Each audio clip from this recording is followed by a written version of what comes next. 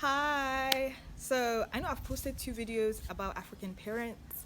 One about stop beating your children, and the other one African parents need to stop doing this. But it's like bits and pieces. So today I'm going to talk about 5 mistakes that African parents make.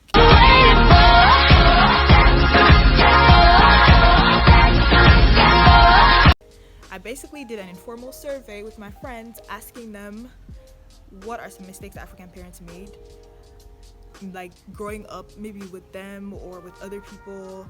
And I also asked a few parents. So, based on their responses, I was able to come up with 5 mistakes that African parents make. 5 mistakes that African parents make. So, in order not to repeat those same mistakes, because according to the social behavioral learning theory, we tend to model behavior that we observe. So you hear things like old habits die hard, it's hard to break cycles, you can't give what you don't have. Yeah. So we have to be like more intentional about avoiding these mistakes and doing better. So don't go anywhere, you guys. Stay tuned. I'll be right back. Number 1, hypocrisy. Don't do what I do what I say. You know, growing up, your parents tell you it's not good to lie, it's not good to cheat, it's not good to do this, it's not good to do that. But next thing you're on the phone, or they're on the phone, and you hear them saying, I'm already on my way. I'm almost there. This and that. Oh, I didn't know. Or somebody wants to visit them and they don't want that person to know that they're home, and they'll tell them that I'm not around. Tell the person that I'm not at home. This and that. But they told you not to lie. Hypocrisy. A lot of African parents do this. A lot of Africans in general do this. Do what I say, don't do what I do. And children are not stupid.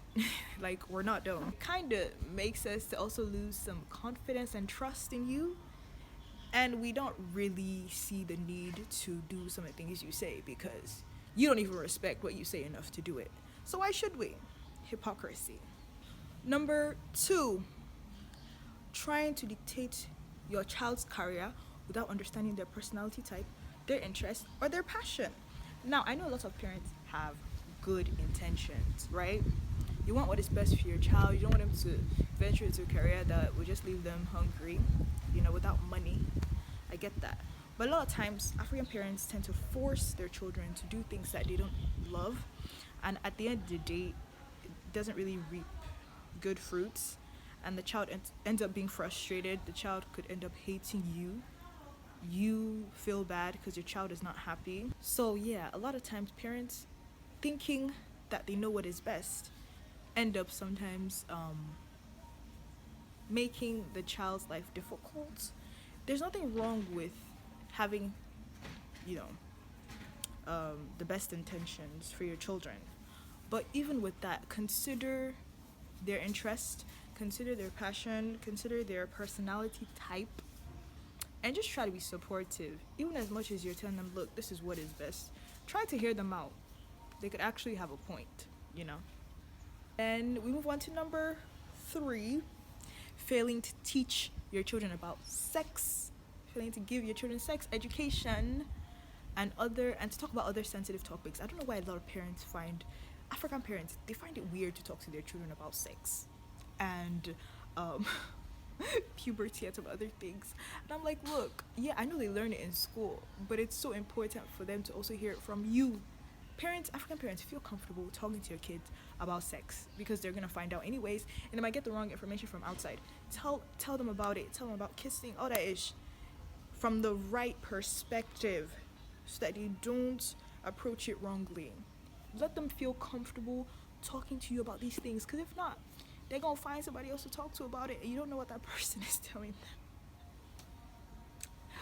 Oh my goodness, I don't know. And like, just give them videos to watch if you want to say. Just, it should be between the both of you. Don't avoid some topics. Your children need to hear it from you. Talk to them about drugs, sex, marriage, kissing, all that ish. Okay? Periods, all that that whole ish. They need to hear it from you. Number 4, harsh punishment. But I already covered most of this in my video, Stop Beating Your Children. So I'll put the link in my description.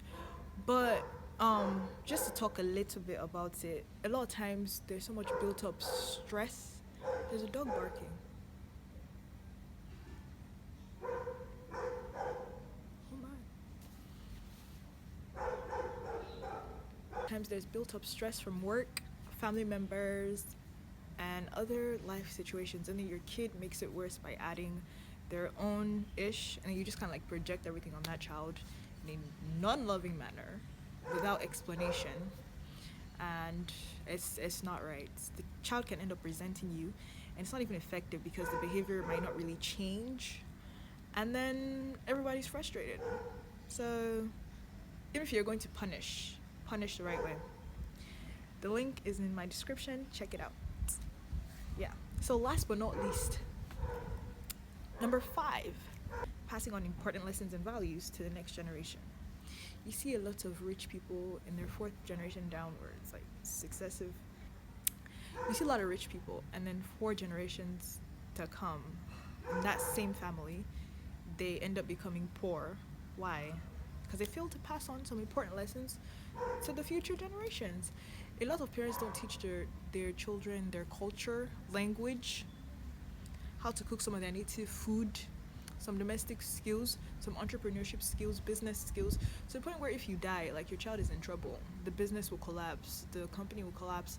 Like, it's not right. So as parents, you need to pass on these values to your children, so that after you're gone, they can still live on and still, hold up the fort and hold up your name well, even if they choose not to, continue in the business or whatever. Just having that knowledge can be beneficial to them. So please don't be selfish and pass on important lessons. So that's it for today, with five mistakes African parents make.